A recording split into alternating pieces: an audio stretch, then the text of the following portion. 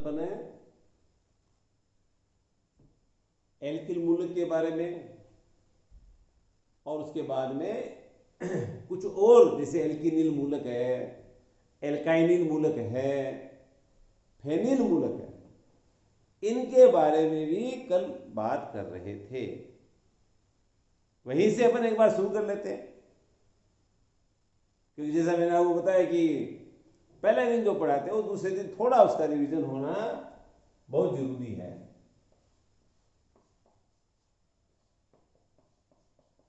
ये आपको पता है एथीन होता है, सब जानते हैं।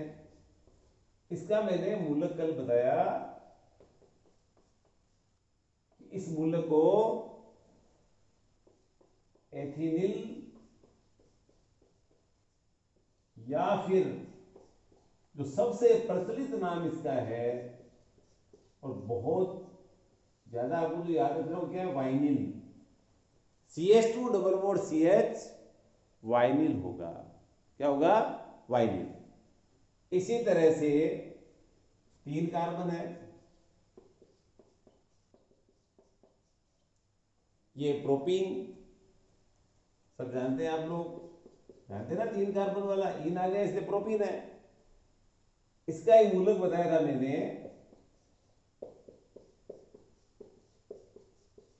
और ये कहा था इसका जो प्रचलित नाम है वह है एलिल। क्या प्रचलित नाम बताया? एलिल नाम बताया था, वाइनिल एलिल। इसी प्रकार से इस यौगिक को आप जानते हैं बेंजीन है, सब जानते हैं आप लोग, अच्छे से जानते हैं। इसके बारे में कल भी करिए, अपने बात भी की कि प्रत्येक कार्बन sp2 संग्रहित अवस्था में होता है, CH बॉन्ड होते हैं, सारे एकांतर क्रम में द्विबंध होता है। इवन ये एक आप 11वीं में यदि आपको ध्यान रखता है, एक नियम भी बोलते हैं अपन, हकल का नियम, जिसमें 4n+2 पाई इलेक्ट्रॉन होते हैं। ये देखिए हकल का नियम भी है, इलेक्ट्रॉन का विस्थानीकरण हो, और विस्थानीकरण किससे होता है? अनुनाद से होता है, अनुनाद से। बेंजीन अनुनाद प्रदर्शित करता है, ये आप अच्छे से जानते हैं। केकुलर इसके बारे में केकुलर संरचना आप लोग पढ़ते हैं। ये हकल का मतलब क्या है? n का मान जब आगे रखेंगे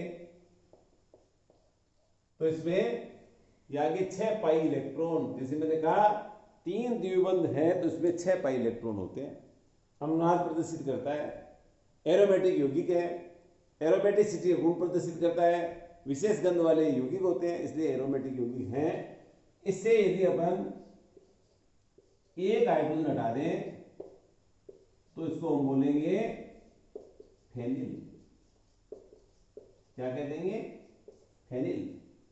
C6H5 फेनिल कहलाता है। क्या कहलाएगा? फिर लिख देता हूं मैं, फेनिल। C6H5 फेनिल कहलाता है।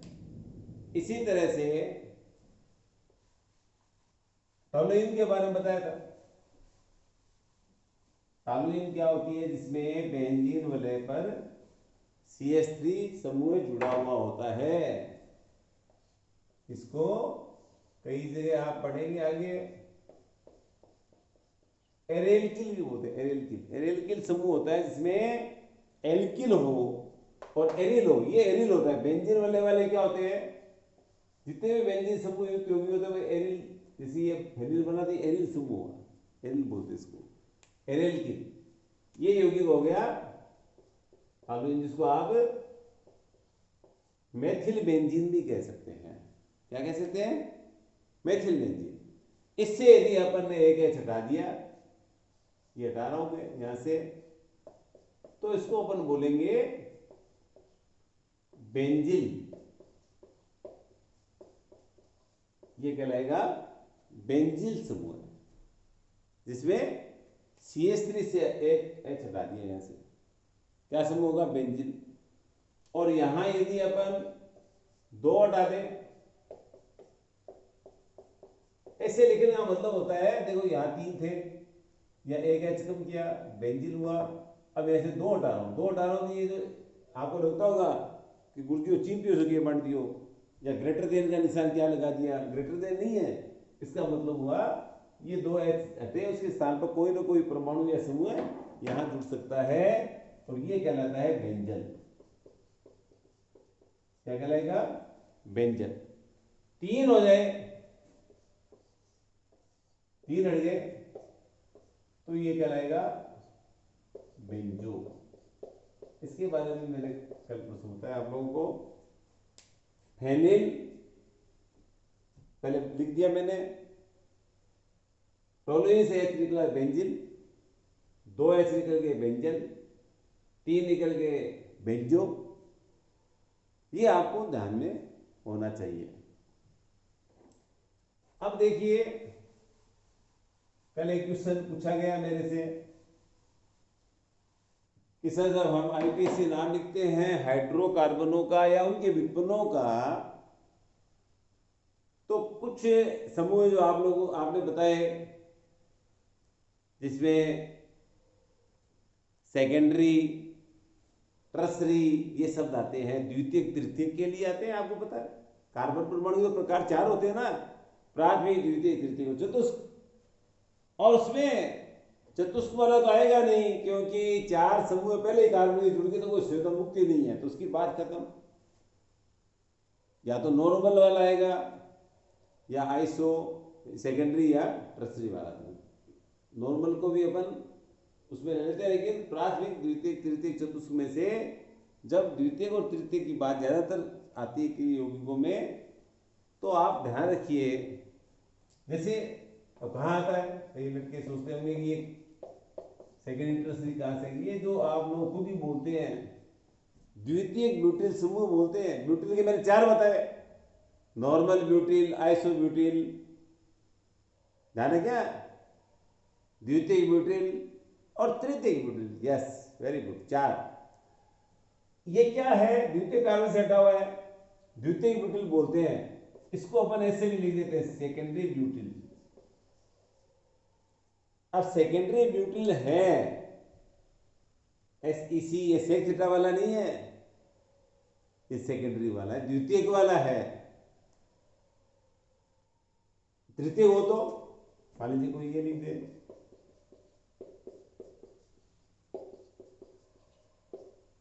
इसको टर्सरी लिख देते हैं। तो सेकेंडरी और टर्सरी, द्वितीय, तृतीय, ये सब बोलते हैं। बहुत अच्छे से समझ लीजिए, बहुत अच्छे से समझिए। ये कार्बन परमाणु के प्रकार हैं, द्वितीय और तृतीय कार्बन परमाणु प्रकार है।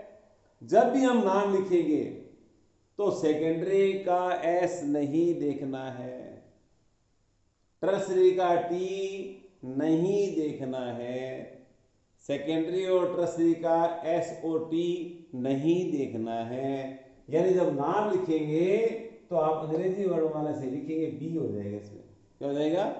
B से ही है। सेकेंडरी ब्यूटिल लिखा हो जाए, लेकिन क्योंकि S और T जो आए सेकेंडरी और टर्सरी कार्बन परमाणु के प्रकार है, इसको नहीं देखना है। अब अगला क्वेश्चन जो पूछा गया कि सेकेंडरी और टर्सरी में जब हम S और T को नहीं देखेंगे, किसने पूछा है? हाँ, आपने पूछा, सही। तो आपने तो पूछा क्वेश्चन बहुत शानदार है। आपने यही तो पूछा था मेरे से कि सर आइसो और नियो में हमें I और N को देखना है कि नहीं देखना है। आइसो और नियो में, आइसो और नियो संरचना है, संरचना है। आपको पता है ये संरचना आइसो संरचना कहलाती है, और ये संरचना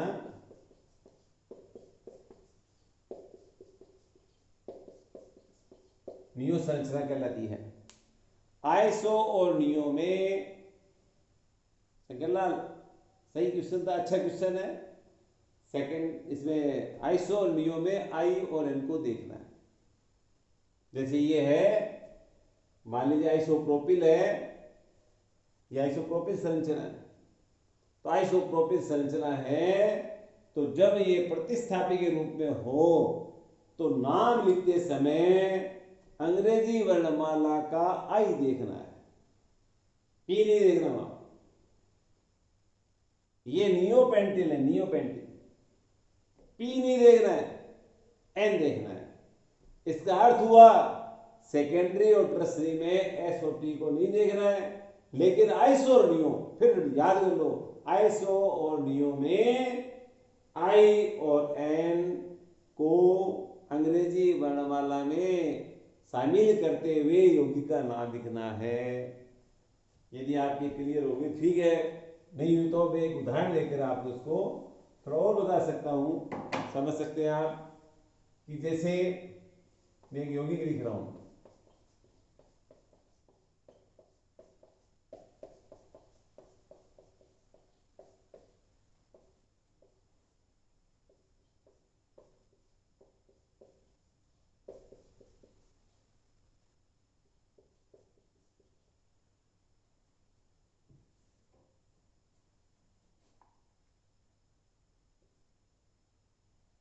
और सरल ले लें थोड़ा सा एक बार, तो पहला है ना आपके, तो फिर समझ में नहीं आएगा।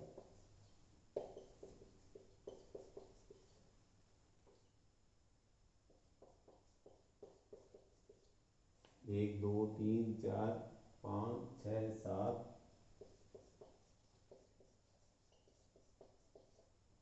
ये लिखा 10 कार्बन लिखे इसमें। इधर लिख देता हूँ, यदि मान लीजिए कुछ बच्चे पीछे से आवाज आ रही है, सब दिखाई नहीं दे रहा है। अब दिख रहा है क्या? अरे यहां तक दिख रहा है क्या?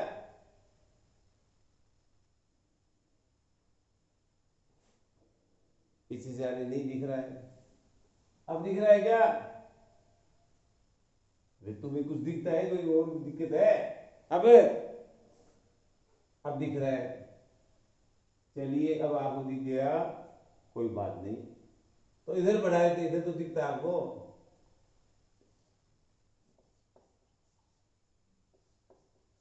अब दिख रहा है क्या? ये भी दिख गया होगा। तो अब देखिए कुल कितने कार्बन हो गए होंगे, गिन लेते हैं अपन। 1 2 3 4 5 6 7 8 9। इधर जाते हैं अपन, 1 2 3 4 5 6 7 8 9 10। और इधर से 1 2 3 4 5 ही होते हैं, 5 ही होते हैं। तो इसको एक अपन एक उस एग्जाम्पल में ले रहे हैं, तो इसमें एक और बढ़ा लेते हैं कार्बन, मुझे लगता है तो आगे ज़्यादा सही है, क्योंकि मुझे भी आइसो उसके बारे में थोड़ा क्लियर करना चाह रहा था। ये दिख गया मैंने, अब ये दिख रहा है क्या? तो कितने हो गए? 1 2 3 4 5 6 7 8 9 10।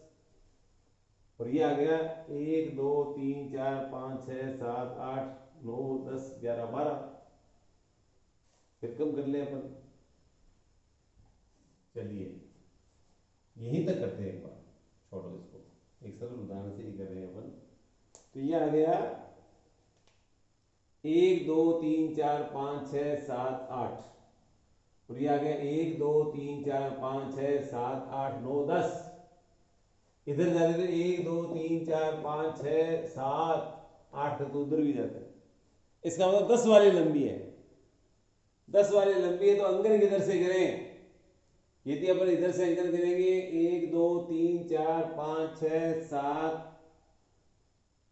तो प्रतिस्थापी आया 1 2 3 4 5 6 पे आया सबसे पहले। और बाई जो मान लें किसने इधर से अंकन शुरू कर दिया, 1 2 3 4 5 6 7 8 9 10। तो प्रतिस्थापी कितने पे आ गया? ये देखो, एक तो ये प्रतिस्थापी इधर वाला 3 पे जुड़ा हुआ है, इसको अंक नहीं मिला। ये एक प्रतिस्थापी है, ये 4 पे जुड़ा हुआ है। और एक प्रतिस्थापी ये है जो 5 पे जुड़ा है। 3 प्रतिस्थापी समूह है इसमें, 10 कार्बन की श्रृंखला में 3 है। 3 में से 2 तो है मेथिल, और ये जो ऊपर लिखा है ये दरअसल आइसोप्रोपिल। इसको खोल के देख लो आप, ये है दरअसल संरचना। इस संरचना आइसोप्रोपिल संरचना है। किस संरचना हो जाएगी? ये जो संरचना आती है, दो CH3 का मतलब ये होता है कि इस पे 2 जुड़े हुए हैं, ये संरचना कैसी है? आइसोप्रोपिल। कैसी है? अब देखिए, दो तो है मेथिल, एक है आइसोप्रोपिल। अब जो मैं आपको बताना चाह रहा हूं उस उदाहरण के माध्यम से कि एम और पी, मेथिल और प्रोपिल, इसमें पहले कौन सा आता है? K L M N O P यानी एम आता है, मेथिल। तो क्या हम इसका नाम थ्री के ऊपर 3 पे 3,4 डाइमेथिल 5 आइसोपेंटिल लिखिए, या इसका नाम 5 आइसोपेंटिल 5 आइसोपेंटिल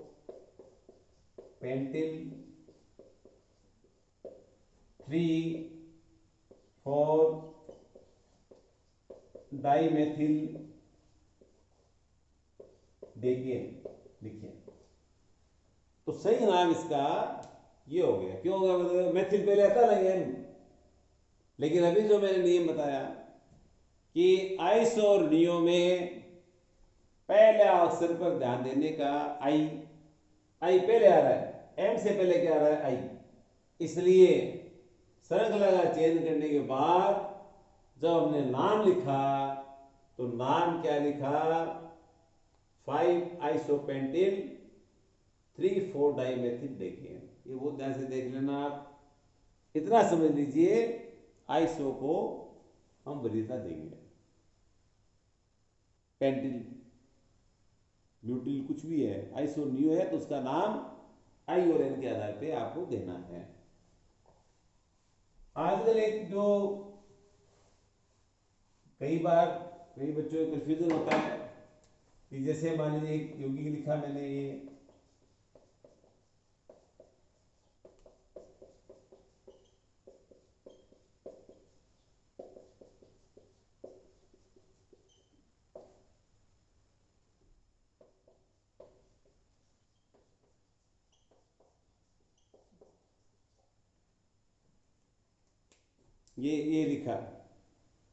ये लिखा तो इसके अंदर पहले तो अपन देखते हैं लंबी श्रृंखला कौन सी आ सकती है। 1 2 3 4 5 6 7 8 9, 1 2 3 4 5 6 7 8, 1 2 3 4 5 6 7 8। फिर देख लेते हैं। कोई सोचे क्या बोल रहे मुझे 8 तक गिनती नहीं आ रही क्या? अरे गिनती करनी क्या है अपने, ये सूत्र छपा हुआ आएगा पेपर में। आपको पूछे इसका नाम क्या है, इसका नाम क्या है, वो आपको बताना है। वो बताना है तो क्या क्या पॉसिबिलिटीज है, क्या क्या संभावना है, वो बोल रहा हूं मैं कि एक आप सीधा चले 1 2 3 4 5 6 7 8 9। दूसरी संभावना है 1 2 3 4 5 6 7 8। एक संभावना है 1 2 3 4 5 6 7 8, 1 2 3 4 5 6 7 8। तो इसका मतलब दो तरह की श्रृंखला, या तो 8,000 बोले 9 वाली। तो आपको पता है लंबी श्रृंखला का चयन करना है, तो लंबी का करिए तो कौन सी हो जाएगी? 1 2 3 4 5 6 7 8 9। इसमें भी आप देख लीजिए, उधर से यदि करते तो कितना आता? 1 2 3 4 5 बराबर आ रहा है ना, इसलिए कोई फर्क नहीं पड़ा। इधर से भी 5 पे आ रहा है, इधर से भी 5 पे ही आता, इसलिए इधर से भी कर दीजिए। इस योगी के देखिए दो तरह से अपन नाम लिख सकते हैं, दो तरह से। यदि आपने अच्छे से पढ़ा है तो आपके दिमाग में आएगा ये जो संरचना है, इस संरचना को नियो संरचना कहते हैं। क्या कहते हैं? ये नियोपेंटिल है। कौन सा है? नियोपेंटिल। और नियोपेंटिल कितने पे है? 5 पे है। 5 नियोपेंटिल। 9 है तो नोनेन। नो तो क्या हो जाएगा, नोनेन। Very good monitor, thanks. थोड़ा अक्सर दिख नहीं रहा था। अब इसमें 5 नियोपेंटिल, नियोपेंटिल क्यों लिखा, ये नियो संरचना इसलिए लिखा है, नियोपेंटिल ही है। और जनक में कितने हैं, जनक में 9 है, 9 के लिए क्या बोलेंगे, नोनेन बोलेंगे, सिंपल सी बात है। तो 5 नियोपेंटिल नोनेन। लेकिन जो मैं इस एग्जाम्पल के माध्यम से एक बात और बताता हूँ, कुछ बच्चों की कंफ्यूजन रहता है कि आजकल जो आईपीएससी प्रणाली में ट्रेंड है, और सारा हुआ आपको पता रूट नाम नहीं होता है, सबका रूट नाम नहीं होता है। भाई कोई, जैसे मान लीजिए मैं हूं, अब आज की तारीख में मेरा रूट नाम नहीं है, छोटा था तो मेरा रूट नाम भी था। जैसे मेरा नाम मान लो गिरीश है, तो बूढ़े बुजुर्ग जो थे वो बोलते हैं ग्रेशियो। व्हाट इज ग्रेशियो, हु इज अ ग्रेशियो, ग्रेशियो मीन्स ग्रीस। अब भ्रंश हो गयो, आज भी कई लिखे कि गिरीश जी गुरु जी, अब लिखे गिरीश, यहां लिखे गिरीश, ग्रीस, घड़ी आवे रीस, क्योंकि सही नाम तो है गिरीश। लेकिन यूं पहले भी सुनना मारे ताई जी आवे तो गिरीश गणेश भी कौन बोल सकता, गणेश तो थे बोल दो, या गणेश उपास हो मान दो, गणेश बिठाए किए हुए, तो मैं नाम बोलता गणेश, कई नाम आया गणेश। अब गणेश के हो, गणेश रूढ़ नाम हो, गणेश की है रूढ़ नाम है, आईपीएससी नाम की है गिरीश। सबके नहीं होते, कईयों के नाम हो गए, मान लीजिए स्कूल के अंदर नाम है दिनेश कुमार, अब घर में तो निकनेम बोलते हैं, कई बोलते दिनूड़ो, कई एकदम उल्टा बोलते हैं, नाम है सूर्य प्रकाश, अरे घर में क्या बोल देते हैं पप्पूड़ो। अब कहाँ पप्पूड़ो, कहाँ सूर्य प्रकाश। तो नाम जो है ना, रूढ़ नाम सबके नहीं होते हैं, कईयों के होते हैं, कईयों के नहीं होते हैं। कईयों के एक नाम है, सर मेरा नाम तो यही है, यही घर में यही यहीं पर है। इसका मतलब यही तो कमी थी ना, रूढ़ प्रणाली को कमी क्या थी, रूढ़ प्रणाली को अच्छी थोड़ी है, आईपीएससी अच्छी है। रूढ़ में तो आपको नाम रटना पड़ता कि किस प्राप्ति स्रोत से प्राप्त हुआ, क्या है, और सारों के है भी नहीं, सारों के नहीं है, तभी तो आईपीएससी प्रणाली विकसित की गई। जेनेवा के अंदर सब साइंटिस्टों ने मिलकर के भी ऐसा नाम रखो आप, ताकि एक नियम बन जाए, इंटरनेशनल रूल्स। जैसे अभी कोरोना पर चल रहा है, तो जो भी मेडिसिन की खोज हो रही है, यदि सबके नाम और सबके सिस्टम और प्रणाली नहीं होती, तो कोई कुछ खोजता, आपस में कैसे टेक्नोलॉजी का आदान प्रदान होता। तो आईपीएससी प्रणाली जो है वो यही है। इसलिए आजकल जो चल रहा है ट्रेंड, वो भी आप ध्यान दे लेना कि जैसे मूल श्रृंखला तो है ही, अब जो शाखा है उस शाखा का भी अंकन करते हैं, शाखी जो एलजी समूह है इसका भी अंकन कर देते हैं। देखो ये नाम भी सही है, प्रचलित है, कोई दिक्कत नहीं है, लेकिन कंपटीशन में जब आपको बोलेंगे ये होगा वो होगा, ये दिया हुआ ही नहीं हो, आप ढूंढते रह जाओगे, गुरुजी ने तो बोला है नियोपेंटिल, नियोपेंटिल से दिया ही नहीं है, अब सही क्या करें हम। और फिर वहाँ पर आप कोसते रहेंगे हम लोगों को, अरे भाई हम तो बता सकते हैं, समझ ले सकते हैं। यहाँ आपको 5 पे तो है ही, ये तो तय है। अब मैंने इसका अंकन कर दिया, 2 पे क्या है, 2 मेथिल है, ये 2 वो 2 नहीं है, जनसंख्या वाला ये अलग हो गया, शाखा वाला 2 है। तो क्या लिखेंगे, कोष्टक में लिखना है 2,2 डाइमेथिल, 2,2 डाइमेथिल। और ये श्रृंखला जो बनी है ये प्रोपिल होगी, जो 3 है, 3 तक अंकन है, प्रोपेन तो है नहीं है, एल्किल है, नियोपेंटिल तो था।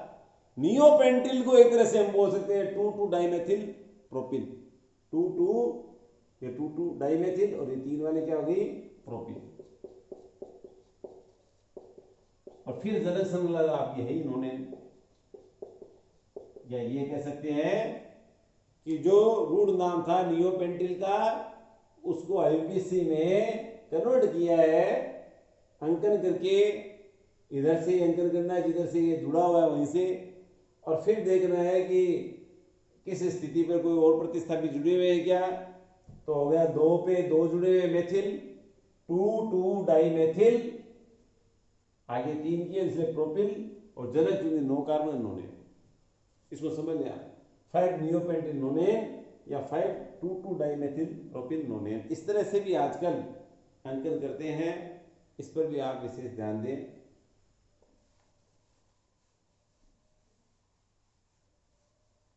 और ये मैंने आपको बता दिया कि आइसो और नियो में आई और एन देखना है, अंग्रेजी वर्णमाला हिसाब से भी देखना है। इसके बाद आपको पता है कि ये तो एल्केन एल्किन कितने भी ये तो कितना भी आईपीसी प्रणाली को आप बढ़ाते जाओ, ये हरी कथा अनंतारी की तरह की बात है। कितने सूत्र लिख दो, कितने नाम लिख लो, कितने बताते रहो, अपन साथ साथ चलेंगे, कहीं जैसे भी नाम आएगा आपको मैं बताता जाऊंगा, खूब बताएंगे आईपीसी, कोई दिक्कत नहीं है। लेकिन अब चूंकि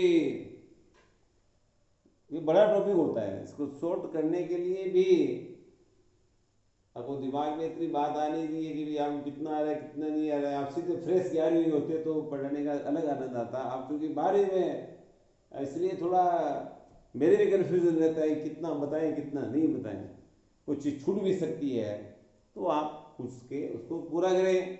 कुछ आपको आती है उसको दोबारा भी सुनने की, झेलने की बोलते हैं इसको, तो झेलने की कैपेसिटी होनी चाहिए कि गुरु जी ने झेलना यार, आओ तो ही पर झेलना, झेलते रहो। आप झेलोगे तो फिर आपको आनंद आएगा पूरी बात में।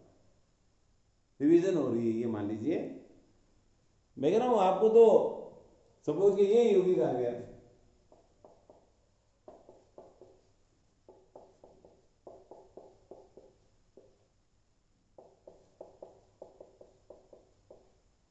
अब इसे क्या नाम लिखिए, अंकन किधर से करें, इधर से करेंगे 1 2 3 4, 1 2 3 4 5, 1 2 3 4 5, तो किसको लें अपन लेंगे बहुबंध युक्त श्रृंखला, तो बहुबंध वाले दोनों लेंगे अपन। 5 की आ रही है हाइएस्ट, तो 5 की आ रही है तो क्या नाम हो जाएगा इसका, इधर से करें तो कितने पैर है, 1 2 पे प्रतिस्थापी आ रहा है, देखो 2 पे, इधर 1 2 3 पे, बस क्लियर है। यहां से करना पड़ेगा, ये 4 ही हुई, इधर से करते करते 1 2 3 4 ही है, इधर से करते 1 2 3 4 5 हो गए। तो फिर क्या हुआ, 5 वाली छोड़ दें क्या, छोड़ना पड़ेगा, क्योंकि आपको नियम बताया था बहुबंध युक्त सबसे लंबी श्रृंखला का चयन, और बहुबंध युक्त किया गया तो इसका नाम क्या होगा, 2 एथिल। अब 4 है ना, ये रूटा कितने पर है, 1 3 डाई इन, 2 इन हो गए डाई इन, 2 आयन आ जाए डाई आयन, इस तरह से अंकन करेंगे।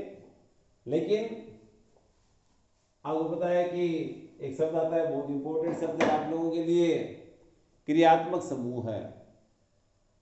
क्रियात्मक समूह है, परमाणु या परमाणुओं का वह समूह है, देखो परमाणु भी हो, दोनों शब्द बोल रहे हैं अपन, परमाणु या परमाणुओं का वह समूह है जो किसी भी कार्बनिक यौगिक में उपस्थित है। ये मान लो परमाणु या परमाणुओं का कोई भी समूह है जो किसी कार्बनिक यौगिक में उपस्थित है, तो वह यौगिक उस समूह के लक्षण प्रदर्शित करेगा। वो यौगिक, जैसे मान लीजिए ये मेथेन है, यहां से आपने एक एच हटाई और आपने लिख दिया OH, तो ये तुरंत अब मेथेन पार्टी पलट गई, मेथेन से इस्तीफा, और ये कहता मैं तो एल्कोहल हूं, मेथेनॉल हूं। यहां से एच हटा और इसने यहां CHO जोड़ दिया, ये तो एल्डिहाइड हो गया। क्या हो गया, एल्डिहाइड। एच हटा, SH जोड़ दिया, ये थायोल हो गया। H हटा, NH2 जोड़ दिया, ये एमीन हो गया। तो मेरे कहने का मतलब क्या है, एक हाइड्रोजन हटा, ज्यादा भी हट सकते, एक हटा, उसके स्थान पर समूह आ गया, OH आ गया, CHO आ गया, SH आ गया, NH2 आ गया, तो अब वो यौगिक इन समूहों के गुण दर्शाएगा, इनके। अब मेथेन से कोई मतलब नहीं उसका, मेथेन बीते जमाने की बात होगी। ऐसा समूह है, परमाणु या परमाणु के समूह है, क्या कहलाता है, वो कहलाता है क्रियात्मक समूह है। वही उसी के अभिलाक्षणिक गुण प्रदर्शित करेगा। जो समूह जुड़ गया, उस समूह के वो कार्बनिक यौगिक गुण प्रदर्शित करेगा। इसलिए बड़ी सिंपल सी बात है, उलझने की जरूरत नहीं है। परमाणु या परमाणु वह समूह है जो अपने अभिलाक्षणिक गुण प्रदर्शित करता है, अभिलाक्षणिक गुण प्रदर्शित करता है। परमाणु या परमाणु का समूह है, वो कहलाएगा क्रियात्मक समूह। और क्रियात्मक समूह जो जैसे जुड़ गया, उसके आधार पर कार्बनिक यौगिकों की श्रेणियां बना देते हैं। जैसे आपने श्रेणी पढ़ी भी है, एल्केन, एल्कीन, एल्काइन, ये तो बार बार बोल रहे हैं अपन। एल्कोहल एक श्रेणी हो गई, कार्बोक्सिलम एक श्रेणी हो गई, एमीन एक श्रेणी हो गई, एल्डिहाइड एक श्रेणी हो गया, कीटोन एक श्रेणी है। और ये श्रेणियां आपको पता है, बहुत सिंपल परिभाषा आती है, सजातीय श्रेणी कहलाती है। सजातीय श्रेणियों का सामान्य सूत्र एक जैसा होता है। सजातीय श्रेणियों का सामान्य सूत्र, सामान्य समझ गए आप। जैसे एल्कोहल का आप लिखेंगे, मोनोहाइड्रिक एल्कोहल का, ये सूत्र सामान्य सूत्र कहलाता है, यानी सबके लिए हो गया, ये एल्कोहल के लिए। सामान्य का मतलब ये है। अब आप n का मान रखते जाएंगे। n क्या है, कार्बन की संख्या।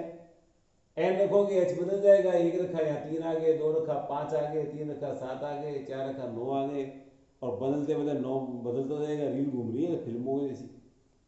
1 रखा मेथेनॉल, 2 रखा एथेनॉल। अब रख के देख लो कि गुरुजी बदल तो रही है गाड़ी। जो जो आप n का मान बदलेंगे, यौगिक बदलता जाता है। इसलिए ये सामान्य सूत्र कहलाता है। और उसको देख के पता लगता है, OH देख के पता लग गया कि अल्कोहल है। और इनमें देखिए, इनका अंतर देखो आप, 2 में से 1 है 1, 5 में से 3 के 2, यानी सब में अंतर आएगा CH2 का। इसका अंतर आ जाएगा, CH2 का अंतर आता है। एक कार्बन 2 हाइड्रोजन, इसलिए ये भी कहते हैं हम कि इनमें 14 अणुभार का अंतर आता है। क्रमागत सदस्य, क्रमागत का मतलब समझते हो, लगातार एक के बाद अगला आएगा तो उसमें CH2 का अंतर आएगा। एक के बाद अगला आएगा तो उसका अणुभार 14 बढ़ा हुआ होगा। कई बार आपके ABC के क्वेश्चन में ये बड़ी हेल्प मिल जाती है। पहले सदस्य का आपको पता है, इस यौगिक का अणुभार ये है। जैसे मान लीजिए मेथेन का आपको 16 है, तो आप आराम से बता सकते हैं कि एथेन का 30 होगा, प्रोपेन का 44 होगा, ब्यूटेन का 58 होगा। आपको दे दिया ऐसे किसी एक संदर्भ हाइड्रोकार्बन जिसका अणुभार 58 है, तो आपको दिमाग की ज़्यादा दिक्कत नहीं है। पहले सदस्य का आपको पता होता है, पहले सदस्य 14 जोड़ करके आप पता लगा लेंगे कि इतना अणुभार किसका होगा, और आप उस एल्केन की पहचान कर सकते हैं। कंपटीशन में बड़ी हेल्पफुल बात है, छोटी सी बात है हालांकि, कि क्रमागत सदस्य 14 का अंतर होता है। लेकिन कई बार फर्स्ट क्वेश्चन अटेम्प्ट करने में आपको मदद मिलेगी कि आपको पहला सदस्य का करके रफ कॉपी में लिखना है कि इतना इतना इतना आएगा, किसी ज़्यादा जरूरत ही नहीं है। एसिटिक अम्ल का मान लीजिए 60 आएगा, तो प्रोपेनोइक अम्ल का आपको पता है 74 आएगा। कन्फर्म है, 14 जोड़ना है। बनाने की विधियां भी इनकी सामान्य विधियां एक जैसी होगी। इसलिए आप पढ़ोगे हर पाठ में, पिछली बार आप लोगों ने 11 में पढ़ा है एल्केन बनाने की विधियां। अब कई बोलते गुरुजी रिएक्शन को रटना पड़ता है। अरे रटना नहीं पड़ता है, रिएक्शनों को बार बार दोहराना पड़ता है। जितनी बार आप बात को दोहराएंगे, वो बच्चे कामयाब होंगे जिनको उस बात का याद रहेगा कि मेरी मम्मी ने, मेरे टीचर ने, मेरी दीदी ने, मेरे भैया ने कै सिखाने में कितने दिन लगाए। एक कै को जब आप सीखते हैं तो कै को सीखते समय आप टुकड़ों में आपको सिखाया जाता है, एक लाइन खींचो, एक जीरो लगाओ, ऐसे ऐसे कर दो, ये गेड़िया बन गया, ऐसे करा करके, तो आपको पता है कि आपको बोलते लिखो खे और आप पट्टी में दिखाते हो कै। आपको पूछा घे, आप लिखे हो खे, आपको लिखे चे, आप लिखे पै। आप वही है भैया, बचपन को मत भूलिएगा। वहां तो आपने कै को घोटने में महीने महीने लगा दिए। भाई एलकेजी में क्या कर रहे थे आप पूरे साल, पूरे 365 दिन में जब आपको कख पूरा याद हो गया तो आपके पेरेंट्स बड़े प्रसन्न हुए कि मेरे बेटे को कख पूरा आने लग गया, मेरे बेटे को एबीसीडी पूरी आने लग गई। अरे याद करो, उस एबीसीडी को याद करो कितने टाइम लगा होगा। आज आप बड़े हो गए, आप कहते गुरु जी एक बार सुनते याद होना चाहिए, माने याद बोल रहे गुरु जी, अरे याद क्या रहे, तुम बचपन को भूल गए। भाई उस चीज को आप बार बार रिपीट कीजिए, रिपीट करोगे तो मैं कहता हूं दावे से कोई चीज ऐसी है ही नहीं जो आपको आ नहीं सकती। एलकेन आप लोगों ने बनानी पड़ी, मैं कह रहा हूं बनाने की बात बाद की है, वो तो बाद की बात है। आपको मैं क्या बोलता हूं, ये सरल से सरल बात ही पूछ ले कि एल्केन को पैराफिन्स क्यों कहते हैं, बताओ, आपने क्या नहीं पढ़ा। एल्केन को पैराफिन्स क्यों कहते हैं सुरेश कुमार, अब नहीं बता सकते आप, जबकि एल्केन के आपके हो सकता है पहले पैराग्राफ में लिखा हुआ होगा कि पैराफिन्स का मतलब है पैरम प्लस एफिन्स। छोटी छोटी बातें हैं।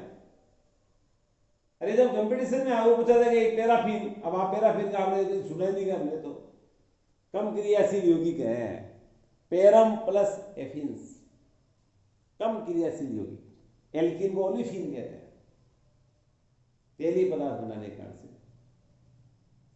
और एल्किन क्यों पैराफिन से क्यों कम क्रियाशील है, उसके बारे में तो मैंने शुरू में बोला कि सिग्मा बंध मजबूत होता है, इसमें सारे सिग्मा बंध है एल्किन में, इसलिए बंध टूटेगा जितना मुश्किल से बंध टूटेगा वो यौगिक उतना कम क्रियाशील है, सीधी सीधी बात है।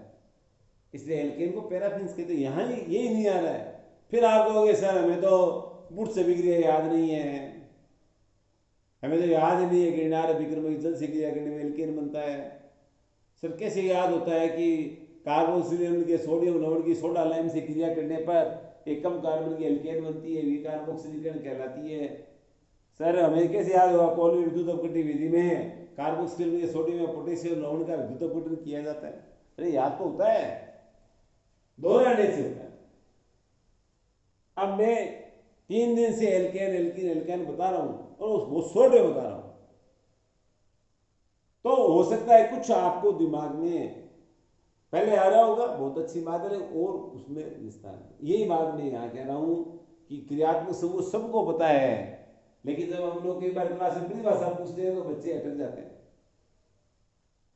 वो बता रहे सर सीओएच को क्रियात्मक समूह कहते हैं, वो तो एग्जाम्पल हुआ भाई, एग्जाम्पल अलग बात होती है, डेफिनेशन अलग बात होती है। सजाती श्रेणी पूछते हैं, उसके दिमाग में पूरी बात है, कहाँ पॉइंट लिखे हुए थे किताब के अंदर, लेकिन वो क्रम से ध्यान से बोल नहीं सकता है कि इनके रासायनिक गुण भी समान होते हैं, भौतिक गुणों में क्रमिकता होती है। भौतिक गुण का मतलब समझते हैं गलनांक क्वथनांक। अब होता हर यौगिक का गलनांक क्वथनांक एक साथ थोड़ी हो सकता है, अलग अलग होगा ना। अलग अलग होने का मतलब ये हुआ कि एक से नहीं है, ये मान लो पहले। इसलिए भौतिक गुणों के लिए हम क्या बोलते हैं, क्रमिकता पाई जाती है, मतलब एक सदस्य फिर अगले में क्या चेंज आएगा, वो एक सीरीज बन जाती है, उसके आधार पर हम बोलते हैं। क्रियात्मक समूह जब हम बोलते हैं तो एक टेबल है, वो टेबल आपको याद होनी बहुत जरूरी है। बहुत कम बच्चों को वो टेबल याद होती है जिसमें अनुलग्न पूर्वलग्न की बात आती है। टेबल जब तक याद नहीं होती है तब तक ये काफी कठिन काम हो जाता है।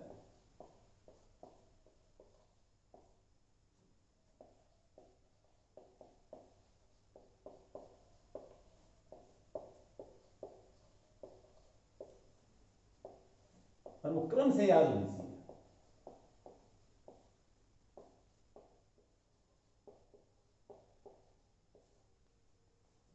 ये पीछे वाला सबको दिख रहा है, ये दिख रहा है। अब देखिए यौगिक सबसे वरिष्ठ क्रियात्मक समूह जो होता है होता है कार्बोक्सिलिक अम्ल, सबसे वरिष्ठ है। इसमें जो क्रियात्मक समूह होता है वो होता है COH। कौन सा होता है? COOH। इसका पूर्ण लगन कम जगह काम आएगा, फिर भी आपको ध्यान होना चाहिए। कार्बोक्सी इसका पूर्ण लगन लगता है, और अनुलग्न लगता है ओइक अम्ल। ओइक अम्ल, ओइक तो दिख रहा है क्या आपको? अम्लीन दिख रहा है। चलिए मैं इसको थोड़ा इधर लिख देता हूं, यहां लिखा मैंने पूर्ण लगन। चलो इसको शॉर्ट करते हैं, और ये हो गया अनुलग्न, क्योंकि अनुलग्न अभी याद करने बहुत जरूरी है। पूर्ण लगन है कार्बोक्सी, अनुलग्न है ओइक अम्ल, अनुलग्न है ओइक अम्ल। दूसरे नंबर पे जो आता है, आप क्रम से याद करते जाए, ज्यादा बेटर रहेगा आपको। सल्फोनिक अम्ल, सल्फोनिक अम्ल में जो समूह होता है HSO3। SO3H लिखते हैं, HSO3। SO3H लिखना है क्योंकि हाइड्रोजन तो एक से होता, वो तो फिक्स है, बन गई। इसमें पूर्ण लगन लगता है सल्फो, और अनुलग्न सल्फोनिक अम्ल ही लगता है।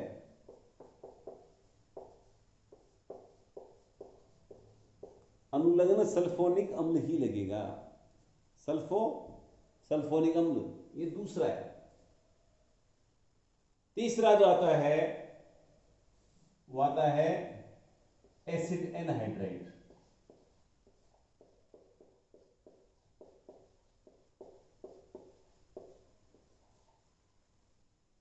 एसिड एनहाइड्राइड COO समूह होता है एसिड एनहाइड्राइड।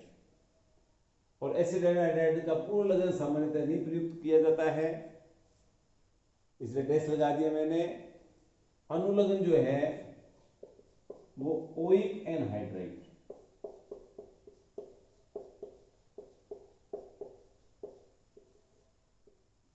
ओइक एनहाइड्राइड पहले का क्या बताया मैंने? कार्बोक्सिल अम्ल का पूर्ण लगन कार्बोक्सी, अनुलग्न ओइक अम्ल। सल्फोनिक अम्ल का पूर्ण लगन सल्फो, अनुलग्न सल्फोनिक अम्ल। एसिड एनहाइड्राइड का ओइक एनहाइड्राइड, अनुलग्न है केवल, पूर्ण लगन इसका अपन नहीं लगाते हैं, काम नहीं आता ज्यादा। इसके बाद है एस्टर।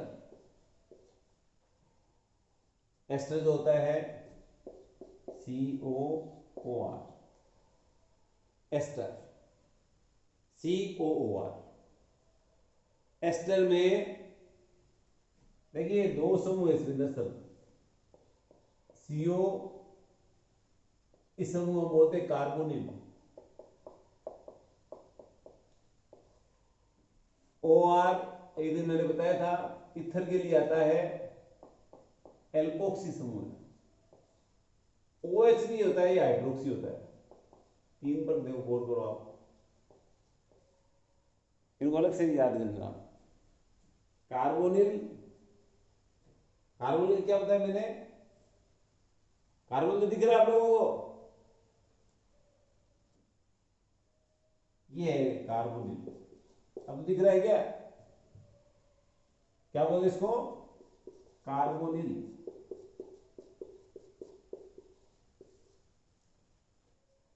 OR एल्कोक्सी, और OH हाइड्रोक्सी। ये मैंने क्यों लिखे अलग से, अरे आपको याद नहीं रखने कि जब आपको ये पहला जो दिखा आपने कार्बोक्सिलिक अम्ल, ये कार्बोनिल है, ये हाइड्रोक्सी है, इसी से इस समूह को अपन कार्बोक्सिलिक समूह बोलते हैं। क्या बोलते हैं?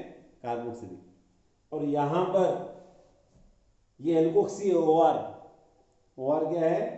आर तो हो गया ना, मेथिल एथिल प्रोपिल, कुछ भी हो सकता है। आर का मतलब यही है, मेथिल एथिल प्रोपिल ब्यूटिल कुछ भी हो। और ये आ गया कार्बोनिल, इसलिए इसका जो पूर्ण लगन है वो एल्कोक्सी कार्बोनिल लिखते हैं, एल्कोक्सी कार्बोनिल,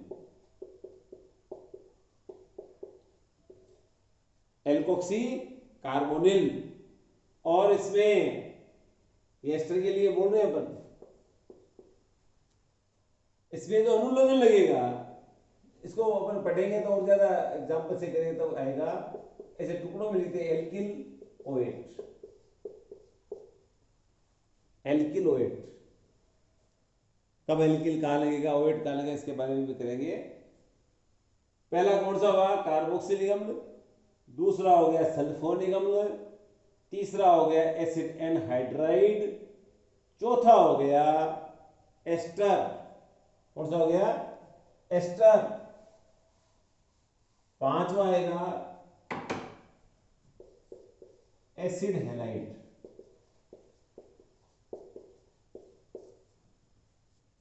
एसिड हैलाइड इसका आएगा COX। एक्स एक दिन मैंने बताया था 4 हेलोजन होते हैं, 17वें वर्ग में है, 7वें वर्ग में है, और सामान्य इलेक्ट्रॉन विन्यास उनका होता है NH2NP5, NH2NP5। इसीलिए मैंने आपको बताया कि halogen fluorine, chlorine, bromine, iodine, परमाणु क्रमांक बताया था 9, 17, 35, 53। ये बताया था इनको हेलोजन क्यों कहते हैं?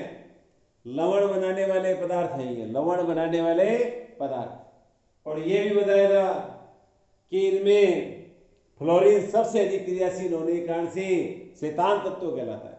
जैसे हाइड्रोजन आवारा तत्व है फ्लोरीन, जैसे आप जैसे के बच्चे भी हैं शैतान, वैसे शैतान तत्व है, होते ही है, बच्चे तो नटखट होते ही हैं, आप तो कही है, लेकिन बाहर में आ गए, छोड़ दो शैतानी, छोड़ दो। ये आपके ये वर्ष यही आपके जीवन को बदलने वाला है। पीछे क्या हुआ उस इतिहास को छोड़ दीजिए, नया जीवन स्टार्ट कीजिए। कुछ करना है, आगे बढ़ना है। फ्लोरीन, क्लोरीन, ब्रोमीन, आयोडीन, इसमें आप 11वीं में पढ़ा है तो आपको ध्यान में होगा। ये वैसे है धातु तो है ही। क्यों है धातु? क्योंकि NH2NP5 का मतलब यही है कि इनके बाह्यतम कोश में 7 इलेक्ट्रॉन है। 7 है तो 1 इलेक्ट्रॉन ग्रहण करेंगे, 1 इलेक्ट्रॉन ग्रहण करेंगे, अष्टक पूरा करेंगे, इलेक्ट्रॉन ग्रहण करेंगे। इलेक्ट्रॉन का ग्रहण करना या इलेक्ट्रॉन का साझा करना, साझा भी करते हैं Cl2 वगैरह में, Cl के मध्य इलेक्ट्रॉन साझा है। तो मैंने बताया वे तत्व जो इलेक्ट्रॉन ग्रहण करते हैं या इलेक्ट्रॉन का साझा करते हैं, दोनों बताया मैंने, वे अधातु कहलाते हैं। क्या कहलाते हैं? अधातु। अधातु है जो इलेक्ट्रॉन ग्रहण करते हैं उनका अपचयन होता है। F से यदि F माइनस बना, यदि क्या बनेगा ही इलेक्ट्रॉन ग्रहण करके, तो उसका अपचयन हुआ। और जिन पदार्थों का अपचयन होता है वे ऑक्सीकारक होते हैं। क्या होते हैं? ऑक्सीकारक। एक दिन मैंने बताया था कि धातु अपचायक होते हैं, क्षार धातु सबसे प्रबल अपचायक होते हैं। उसी प्रकार से आज के लेसन में आप इस बात को गाढ़ बांध लेना, हेलोजन ऑक्सीकारक होते हैं और हेलोजन प्रबल ऑक्सीकारक होते हैं। दो किनारे हैं, क्षार धातु का किनारा इधर हेलोजन उधर 4 धातु अपचायक होते हैं, और हेलोजन चाहे फ्लोरीन हो, चाहे क्लोरीन हो, चाहे ब्रोमीन हो, चाहे आयोडीन हो, सारे के सारे ऑक्सीकारक होते हैं।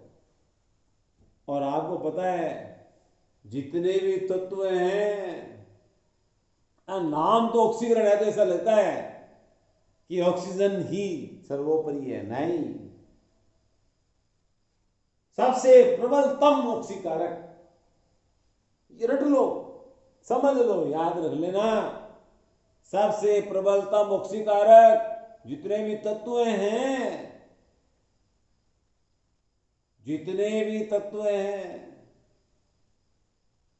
उनमें सबसे प्रबलतम और सबसे प्रबलतम और सबसे प्रबल ऑक्सीकारक यदि किसी तत्व है कोई सा, वह है फ्लोरीन। याद रखना, तत्व आ गया किसी पेपर में कहीं भी और सबसे प्रबल ऑक्सीकारक का नाम पूछा जाए, आंख मीच के जवाब देने का है फ्लोरीन। तो आपके दिमाग में ये बात भी आएगी कि जब सबसे प्रबल ऑक्सीकारक फ्लोरीन है तो सबसे प्रबलतम अपचायक कौन सा है? सबसे प्रबलतम अपचायक कौन सा है? यदि आपने 11th में ध्यान से पढ़ा हो और एस्ब्रोक पढ़ा है आपने, उसमें आपने पढ़ लिया, सबसे प्रबलतम अपचायक और कोई तत्व नहीं है, उस तत्व का नाम है लिथियम। 2 बार बोल रहा हूं मैं, सबसे प्रबलतम अपचायक लिथियम और सबसे प्रबलतम ऑक्सीकारक तत्व है फ्लोरीन। ये 2 बात आप याद रखना, लिथियम फ्लोरीन। लिथियम सबसे प्रबलतम अपचायक, फ्लोरीन सबसे प्रबलतम ऑक्सीकारक। और जब मैं ये फ्लोरीन नाम आ गया दिमाग में, यहाँ एक्स के कारण से आ गया, हेलोजन के कारण से, तो मुझे ध्यान आता है कि आपको जो कल क्वेश्चन पूछा गया था, वो क्वेश्चन ही ये पूछा गया था, सबसे ज्यादा विद्युत ऋणात्मकता, इलेक्ट्रोनेगेटिविटी कौन से तत्व की है, और सबसे ज्यादा इलेक्ट्रॉन लब्धि एंथैल्पी, जिसको इलेक्ट्रॉन बंधुता कहते हैं, वो किसकी है? तो सही जवाब बहुत से विद्यार्थियों ने दिया। इसका मतलब पढ़ तो रहे हैं। सबसे ज्यादा विद्युत ऋणात्मकता फ्लोरीन की होती है। दोनों बात मुझे परमाणु क्रमांक पूछा था मैंने इसका, तो कईयों ने बता दिया 9 होता है। और सबसे ज्यादा इलेक्ट्रॉन लब्धि एंथैल्पी क्लोरीन की होती है। मैं विजेताओं के नाम भी मैंने शायद लिखे होंगे, क्योंकि ज्यादा विजेता रहते हैं। ये मैंने आपको बताया था कि आज से हम लोग 2 विजेताओं को 100 रुपये इनाम देंगे। और जिस विद्यार्थी ने बहुत हर क्वेश्चन का जवाब दिया, थोड़ा लेट हो गया, इस बार शायद उसने मेरे वाला चैनल सब्सक्राइब कर लिया और बेल आइकॉन को ओके कर दिया, तो सीधा वीडियो गिरा और फट पता लग गया कि आ गया है 100 रुपये के नाम वाले पर्सन को। और फिर उसने खोला उस वीडियो को, ध्यान से सुना, और सुन करके सबसे तेज और सबसे पहले जवाब, और जिसे उम्मीद भी रहती है मेरी बहुत ज्यादा, अरमान खान। जोरदार तालियां बजाइए अरमान खान के लिए। और उसके पीछे दम 2 मिनट का अंतर रहा। वो बाजी हमारी लड़कियों में से वर्षा, आइए ना, वेरी गुड, वर्षा गोदारा, अरमान खान और वर्षा गोदारा विजेता रहे। अन्य जिन विद्यार्थियों ने सही जवाब दिए, उनके नाम भी बोलना, वो भी एक रिस्पेक्ट है उन लोगों का कि उन्होंने अपने जवाब सही दिए। कुछ देरी हो गई होगी, नेटवर्क की प्रॉब्लम कही है, इसमें दिक्कत तो आई हुई है, आपको पता है। फिर भी मुझे अच्छा लगता है जब मैं ये देखता हूँ कि पिछला जो मैंने डाला वीडियो, उसको लगभग 450 से ज़्यादा विद्यार्थियों ने देखा। इसका अर्थ हुआ कि आदर्श से आगे भी जा करके, और आपने इस बात को बताया भी अन्य स्टूडेंट्स को कि यदि आप और नहीं तो सर के डायलॉग ही सुनने हैं तो आप लोग इस चैनल सत्यदेव ये पढ़िए। और मैं दावा करता हूँ कि एक साथ तो कुछ चेंज नहीं होना है। देखिए 12 महीने का साथ है आपका, फरवरी तक अपना रहेगा लगभग साथ। मैं ये कह सकता हूँ कि मुझे थोड़ा टाइम दो आप बैटिंग करने के लिए। खुल के बैटिंग जब होनी शुरू होगी, मुझे विश्वास है कि मैं आपको और अच्छे से बताने का प्रयास करूँगा। अन्य जो स्टूडेंट ने सही बताए, प्रियंका कंवर, जया शर्मा, इंदिरा सारण, तो गांव के विद्यार्थी बहुत ज़्यादा ध्यान दे रहे हैं। मोनिका ढाका, देव किशन, भावना सैनी और हेमा शर्मा। जोरदार ताली हैं बच्चों के लिए, बधाई आप लोग। उत्साह बढ़ाए इन लोगों का कि जवाब दे रहे हैं। और मुझे अच्छा लगता है कि हमें नाम तो मेरे ध्यान में नहीं रहा है, आज एक बच्चे ने जवाब दिया कि सर पुस्तक दिवस 23 अप्रैल को है। इसका मतलब उसने वीडियो आज देखा वो। अरे सो मत आप, वो पहले वाला क्वेश्चन है, उसके बाद अगला क्वेश्चन आ गया तो अच्छा है।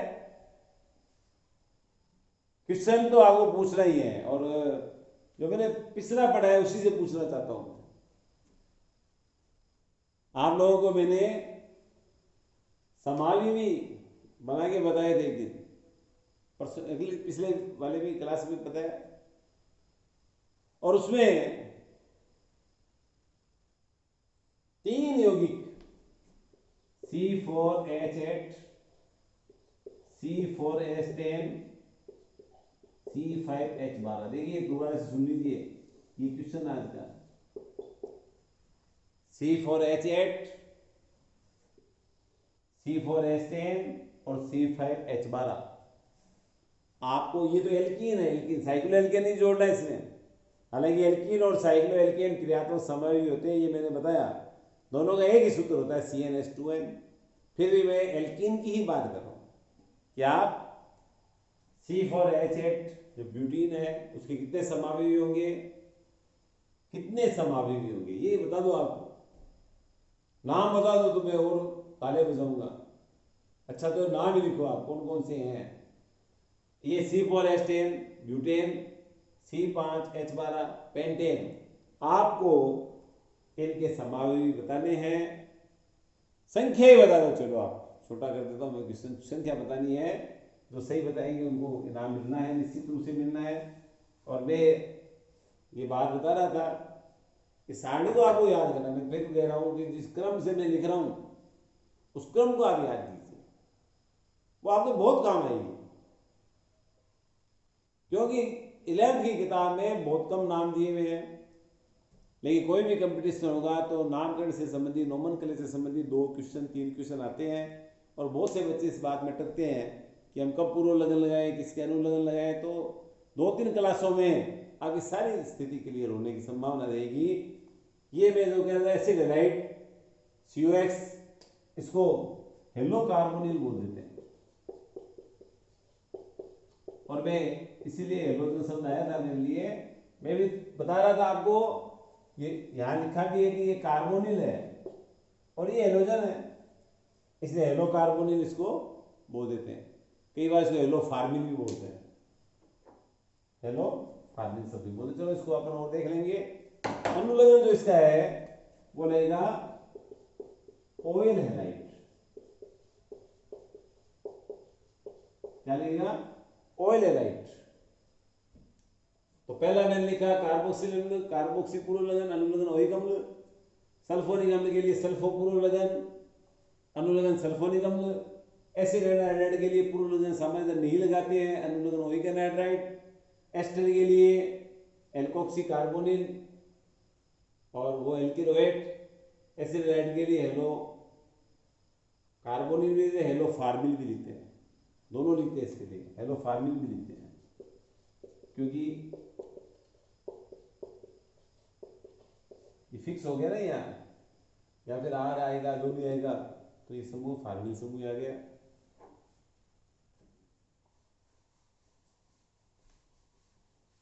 इसके बाद आता है एमाइड। इस सारणी को बोल जा रहा है, बार बार इसको देखोगे ना आप, या उतार लेना या आपकी किताब में, तो उससे देखो क्रम से। एमाइड जो होता है वो होता है CONH2, पूर्ण लगन, दो चलते हैं इसमें, एमिडो या कार्बेमाइल, और अनुलग्न लगता है एमाइड के लिए, एमाइड ही लगता है, एमाइड के लिए एमाइड ही लगता है। CONH2 एमिडो या कार्बेमाइल, और अनुलग्न क्या लग गया, एमाइड। इसके बाद आपके आता है साइनाइड, और उसके ठीक नीचे आएगा आइसोसाइनाइड। कल मैं इनको पूछूंगा आपको, तो बहुत जरूरी है कि आपको ये क्रम याद रहे। ये आएगा CN, और इसको बोलते हैं NC। ये ऐसा बॉन्ड बनाने का मतलब उपसह संयोजक बंध है, उपसह संयोजक बंध। साइनाइड के लिए पूर्ण लगन साइनो, आइसोसाइनाइड के लिए आइसोसाइनो।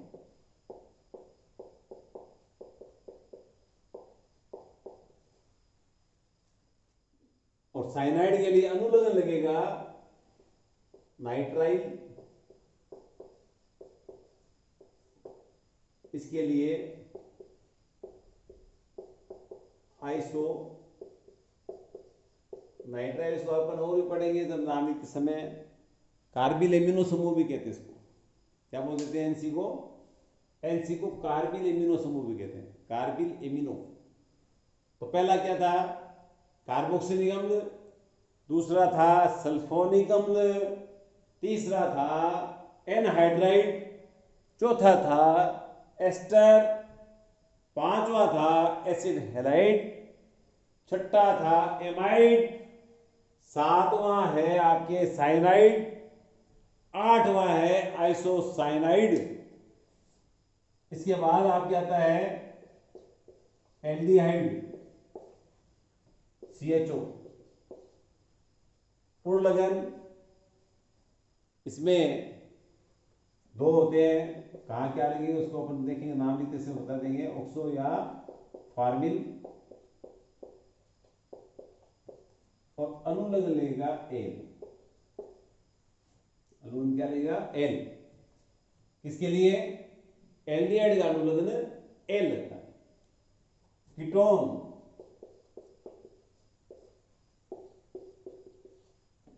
कीटोन के लिए पूर्ण लगन ऑक्सो ही लगेगा, ऑक्सो। और अनुलग्न क्या लगेगा, ऑन। कीटोन के लिए अनुलग्न ऑन लगेगा, ऑन। तो पहला क्या था, कार्बोक्सिलिक अम्ल, दूसरा था सल्फोनिक अम्ल, तीसरा हो गया एसिड एनहाइड्राइड, चौथा हो गया एस्टर, पांचवा हो गया एसिड हैलाइड, छठा हो गया एमाइड, सातवां हो गया साइनाइड, आठवां हो गया आइसोसाइनाइड, नौवां हो गया एल्डिहाइड, दसवां हो गया कीटोन, 11वां हो जाएगा एल्कोहल। क्या हो जाएगा, एल्कोहल। काफी इंपॉर्टेंट है। इसका पूर्ण लगन लगेगा हाइड्रोक्सी, और अनुलग्न लगेगा ओन। पूर्ण लगन हाइड्रोक्सी और अनुलग्न ओन। देखिए एस जो होता है, एस सल्फर होता है, उसको थायो भी बोलते हैं, थायो। तो इसके बाद जो आता है वो आता है थायोल, SH क्रियात्मक समूह है, SH। इसमें पूर्ण मरकेप्टा लग जाता है, अनुलग्न सामान्यतः थायोल ही लगाते हैं इसमें। थायो प्लस ओल है, ये ओल है ना, ओल, इसमें ओ किसी एस आ गया तो क्या हो जाएगा, थायोल। इसके बाद में एमीन आती है, एमीन तीनों है वैसे, प्राथमिक द्वितीयक तृतीयक, ये तीनों आती है, NH2 NH और N। अभी मैं NH2 के लिए बोल रहा हूं एक बार, एमिनो और अनुलग्न लगेगा एमीन। एमिनो के लिए क्या लग जाएगा, द्वितीय तृतीय का कैसे लिखेंगे वो मैं आपको समझा दूंगा।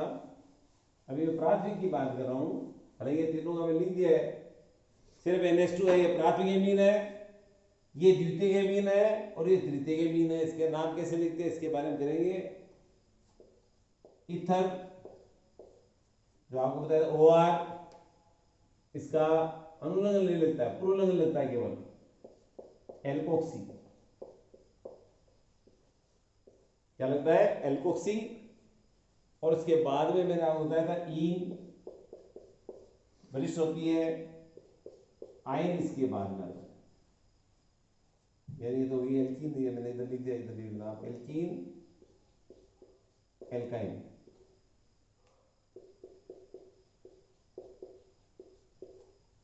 फिर भी पुरोलग्न की तो है नहीं, अनुलग्न है, ईन और आयन। ये आपको सारणी हर हालत में याद करनी पड़ेगी। ये याद है तो आपको ये समझ लीजिए नामकरण संबंधी ज्यादातर दिक्कत समाप्त हो जाएगी। जितनी भी नामकरण की दिक्कत आ रही है, मैं फिर रिपीट कर रहा हूं एक बार। कल मेरे को एक को नाम आपको आज आपको याद करने के लिए मैंने लिखा दिया, ये सारणी याद कर लो, उसके बाद अपने उसको आगे करेंगे। कौन कौन से क्रियात्मक समूह है। नंबर 1 कार्बोक्सिलिक अम्ल, नंबर 2 सल्फोनिक अम्ल, नंबर 3 बोल देगा साथ साथ, दोबारा बोलिए आप। पहला कार्बोक्सिलिक अम्ल, दूसरा सल्फोनिक अम्ल, तीसरा एसिड एनहाइड्राइड, चौथा एस्टर, पांचवा एसिड हेलाइड, छठा एमाइड, सातवां साइनाइड, आठवां आइसोसाइनाइड, नौवां एल्डिहाइड, 10वां कीटोन, 11वां एल्कोहल, 12वां थायोल, फिर ईथर, एमीन रहेगी बीच में, एमीन। एमीन 3 होती है, प्राथमिक द्वितीय तृतीय। इसके बाद ईथर, फिर एल्कीन और लास्ट में एल्काइन। ये क्रम होगा, तब आप लोग ये पता चला सकते हैं, बताएंगे कि यदि किसी यौगिक में 2 से अधिक क्रियात्मक समूह होते हैं तो उनका अंकन, उनका नाम कैसे लिखते हैं। देखिए एक क्रियात्मक समूह है तब तो आपको पुरोलग्न की तरफ देखना ही नहीं है, तब तो किसी को नहीं पूछना है। COS आया, OH अम्ल लिखा, SO3H आया, सल्फोनिक अम्ल लिखा, COX आया, OH हैलाइड लिखा, CONH2 आया, एमाइड लिख दिया, CHO आया, A लिख दिया, CO आया, O लिख दिया। तो आपको ज्यादा दिमाग की जरूरत नहीं है। सिर्फ एक क्रियात्मक समूह जब होता है तो आपको अनुलग्न लगाना है, केवल अनुलग्न लगाना है। और एक से अधिक क्रियात्मक समूह जब होंगे तो भैयाओं आपको ये क्रम ध्यान रखना है। जो ऊपर है ना, ऊपर वो वरिष्ठ हो गया, नीचे वाला उसे कनिष्ठ है, ये मान लो आप, तो वरिष्ठ का लगेगा अनुलग्न और अन्य का लगेगा पुरोलग्न। इसको अपन कल देखते हैं आगे क्या कैसे चलेंगे। तब तक ये टेबल जो आपको दी है उस टेबल को आप अच्छे से याद कीजिए और इस बात को विशेष तौर से ध्यान दीजिए, आइस और नियो का आई और एन लगेगा, सेकेंडरी और टर्सरी का नहीं लगेगा। अंग्रेजी वर्णों नहीं देखना है। आपको ये भी ध्यान रखना है फ्लोरीन सबसे प्रबलतम ऑक्सीकारक है, लिथियम सबसे प्रबलतम अपचायक है, फ्लोरीन की इलेक्ट्रोलब्धि एंथैल्पी सबसे ज्यादा है, विद्युत ऋणता सबसे ज्यादा है, क्लोरीन की इलेक्ट्रोलब्धि एंथैल्पी सबसे ज्यादा है। और एक बच्चे ने इसे उत्तर लिखा हीलियम। अरे भैया सोनी जी, मोहित सोनी जी, ये हीलियम, ये भी वैसे टॉपर तो है, थोड़ी सी आप चूक कर रहे हैं। हीलियम की आयनन एंथैल्पी सबसे ज्यादा होती है, विद्युत ऋणात्मकता फ्लोरीन की इलेक्ट्रॉन लब्ध एंथैल्पी क्लोरीन की, और आयनन एंथैल्पी हीलियम की, सबसे प्रबल ऑक्सीकारक फ्लोरीन, सबसे प्रबलतम अपचायक लिथियम। इस बात को याद रखें। जय हिंद, जय भारत।